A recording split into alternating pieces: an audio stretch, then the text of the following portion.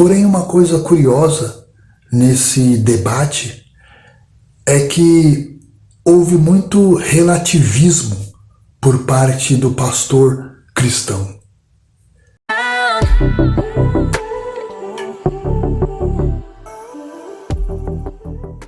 Recentemente, um judeu, um pastor cristão e um sheik muçulmano se reuniram para debater as verdades da Bíblia ou as verdades relacionadas a Deus.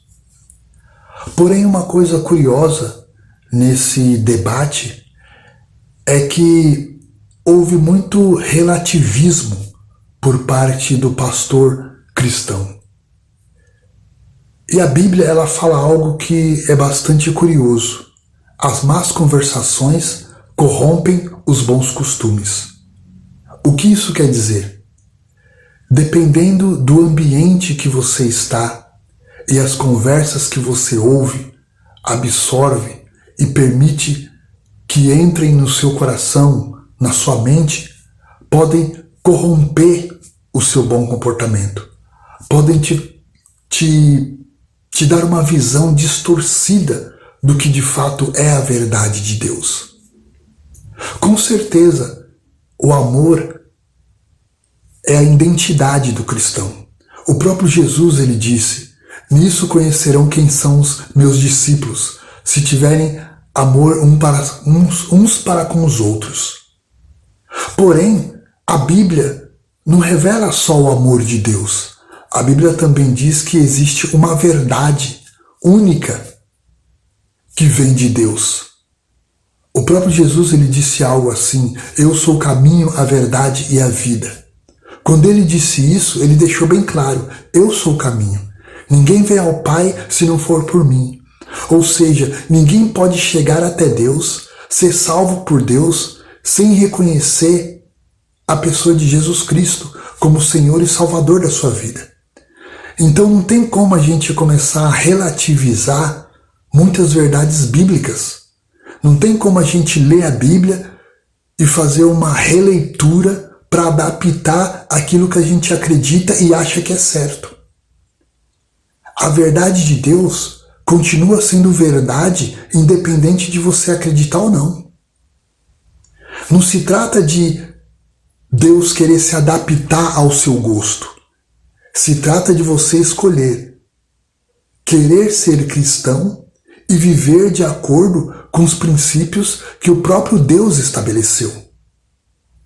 E muitas pessoas têm essa dificuldade de compreender tudo isso, principalmente porque a Bíblia ela é dividida em Antigo Testamento, Novo Testamento, e entre o Antigo e o Novo Testamento existem os Evangelhos. Por que eu estou dizendo isso? Porque o próprio Jesus Cristo, ele viveu a antiga aliança. Por exemplo, quando Jesus curou aqueles homens leprosos, Jesus disse assim: vai e se apresenta ao sacerdote. Por quê? Porque era uma regra daquela época você se apresentar ao sacerdote, se você tivesse lepra, para que o sacerdote avaliasse e liberasse você para que você pudesse voltar ao convívio da comunidade. O sacerdote naquela época, ele tinha como que um aval de um médico. Ele avaliava a pessoa, entendendo que ela estava 100% curada, ele dava esse direito, essa liberdade para que ele voltasse para o centro da comunidade, para que ele voltasse a fazer parte da comunidade, porque até então, como leproso, ele precisava viver excluído. Isso Jesus ele fala, mas a gente precisa entender que, por exemplo, hoje em dia ninguém se apresenta a um sacerdote por causa de uma doença. Primeiro que, biblicamente falando, nem existe mais sacerdotes como os de antigamente, da tribo de Levi, que ofereciam sacrifícios no templo, que cuidavam das coisas relacionadas ao templo. Então a gente precisa entender que o próprio Jesus, ele viveu num contexto que a gente precisa observar aquilo que ele fala e para quem que ele fala. Agora, o que de fato é válido para nós? As cartas dos apóstolos. As cartas dos apóstolos traz a doutrina, o ensinamento para a igreja, para o corpo de Cristo. E ainda assim, podem haver citações dos apóstolos que são referentes a um determinado tempo e a um determinado grupo de pessoas, ou uma pessoa específica. É muito importante a gente ter esse entendimento para que a gente não coloque tudo junto e diga: eu vou praticar o Velho Testamento, eu vou praticar tudo que Jesus ensinou nos evangelhos e tudo que os apóstolos ensinaram. Sim, realmente muita coisa devemos praticar do Velho Testamento. Muita coisa devemos praticar dos ensinamentos de Jesus que estão nos evangelhos. E muita coisa, com certeza, devemos praticar dos ensinamentos dos apóstolos. Mas ainda assim é necessário ter um entendimento e uma compreensão do que de fato é válido para nós hoje. Infelizmente, muitas pessoas, por não terem esse entendimento, misturam tudo e ensinam um evangelho opressor, um evangelho que é um jugo, onde você tem que carregar um fardo de uma lei que não é mais válida para você. Ou então há um outro extremo, onde relativizam tudo e em nome da graça, em nome do amor, praticamente ensinam que tudo é permitido. Não, meus irmãos, não é dessa forma. Precisamos entender de fato como as coisas são. Mas para isso a gente precisa ter um entendimento básico de como interpretar a Bíblia. Hoje em dia, qualquer pessoa que tem um ensinamento da Bíblia se torna um influenciador digital e começa a ensinar muitas coisas. Muitas dessas pessoas ensinam de fato coisas boas, ensinam as verdades de Deus, mas muitas outras distorcem tudo, ignoram muitas verdades bíblicas para defender um ponto de vista que ele considera válido para ele. Precisamos ter esse discernimento, precisamos ter esse entendimento de que Deus é amor, mas também Deus é verdade. E a verdade de Deus é uma verdade que está acima de qualquer opinião, de qualquer pessoa. Um outro ponto que foi discutido também nesse debate entre o judeu, o muçulmano e o pastor cristão é a questão da classe LGBT. LGBTQIA+, né? Na verdade até a sigla aumentou. E assim,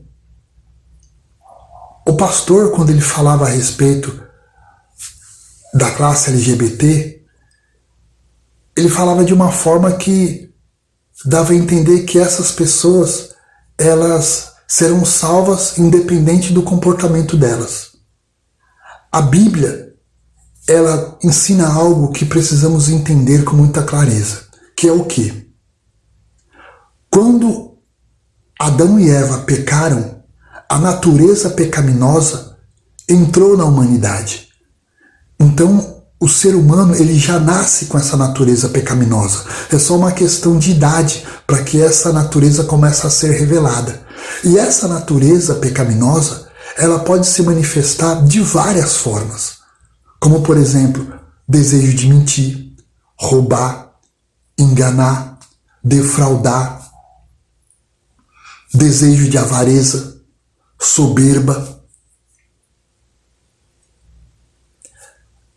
desejo de práticas sexuais ilícitas, adultério, prostituição, sexo descompromissado, sem intenção nenhuma de casamento. De um modo geral, podemos cometer ou ter inclinação para muitos pecados, inclusive o desejo, a inclinação para a homoafetividade. Eu quero deixar claro aqui que o cidadão homoafetivo, ele tem todos os direitos que qualquer outro ser humano tem. Eu acredito que um cidadão homoafetivo, ele tem direito à moradia, tem direito a um bom emprego, tem direito a ter condições de poder se vestir bem, tem direito a lazer, tem todos os direitos que qualquer outro ser humano tem. Agora, biblicamente falando, a prática da homossexualidade, homoafetividade, é algo que é reprovado por Deus, assim como outras práticas, como eu citei agora. Veja bem, o homoafetivo, muitas vezes ele é desenhado pela religião como um monstro, desenhado pela religião cristã. Mas a verdade é que a natureza humana tem inclinação para diversas práticas que são reprovadas por Deus. A questão não é a homoafetividade, a questão é a natureza pecaminosa do ser humano, que se nós não permitir que a cruz de Cristo venha subjugar, ela prevalece sobre nós. Eu não tenho inclinação homoafetiva, por exemplo, mas eu tenho inclinação para muitas outras práticas que são reprovadas por Deus. Então eu tenho que subjugar essa minha natureza pelo poder do Espírito Santo e dizer, não, eu não quero praticar isso, eu não quero pensar isso, eu não quero viver isso.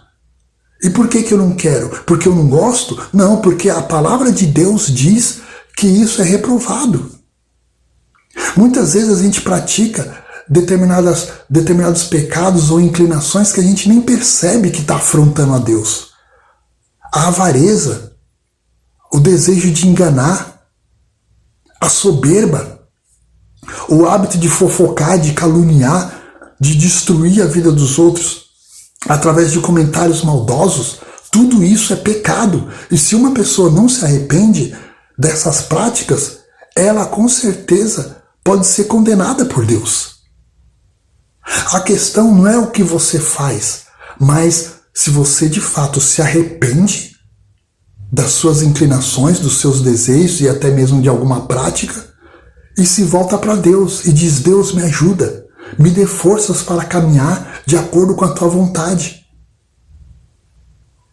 Qualquer pessoa pode ser salva por Jesus Cristo, uma vez que essa pessoa reconheça Jesus Cristo como Senhor e Salvador da sua vida e deseje viver uma nova vida com Cristo. Porque não adianta você dizer, eu sou cristão. Porque você é cristão, porque eu creio em Jesus. Mas você crê como? Você crê que Jesus simplesmente existe como Deus, como o verbo encarnado, a palavra de Deus e só? Ou você reconhece isso e pratica as verdades bíblicas que foram deixadas para nós, como uma referência de viver de forma que possamos agradar a Deus? Dizer que é cristão, muitos podem dizer, mas isso não significa que a salvação está garantida por isso. Se você é cristão, de fato você deve viver de acordo com o Espírito, de acordo com o que o Espírito Santo te conduz. E muitas vezes a gente pensa que ser cristão é simplesmente dizer, eu acredito na Bíblia, eu acredito em Deus, eu acredito em Jesus. Isso não é ser cristão. Isso é dizer que você reconhece que exista uma divindade. Deus Pai, Deus Filho, Deus Espírito Santo, se você acredita de fato na Trindade. Mas se você não tem desejo nenhum, se você não tem desejo nenhum de obedecer a Deus, se você não tem desejo nenhum de fazer a vontade de Deus, se você não tem desejo nenhum de viver de acordo com o que o Espírito Santo conduz, então eu sinto dizer, mas você provavelmente não é um cristão. Você talvez seja um mero simpatizante da fé cristã.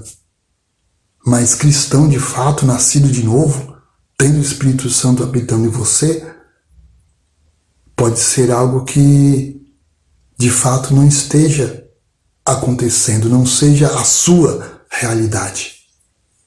Reflita nisso. Deus abençoe.